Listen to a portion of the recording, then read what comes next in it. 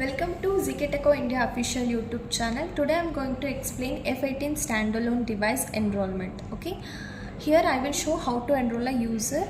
Okay, this device mainly supports for fingerprint, card and password. This requires 12-volt power supply. Okay, this is the keypad of the device. Just click on this MOK button. You will enter into the main menu options. Then go to user management.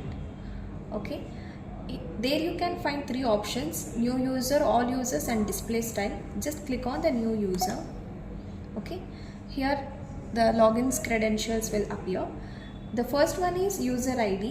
By default it will take from 1 and just give a random name under the name. Okay, then here you can set it as a normal user or admin.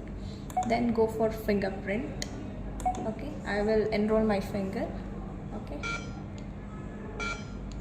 just give 3 times to enroll successfully. Then then go to card number. Just swipe a card over here. After successful enrollment it will show the card number as well. Then go to password. Okay, just give one password. Okay, again it asks for retype the password. Then click on confirm. The password is in encrypted form. Okay, then go back. Here the all users options, there you can find how many employees we enrolled. Just now I enrolled one employee ID and I will give my fingerprint and card as well as password. Okay, then go back. For verification I will give my fingerprint.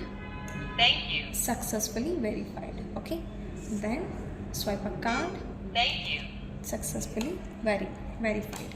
Then using password also we can. Okay, user ID 1.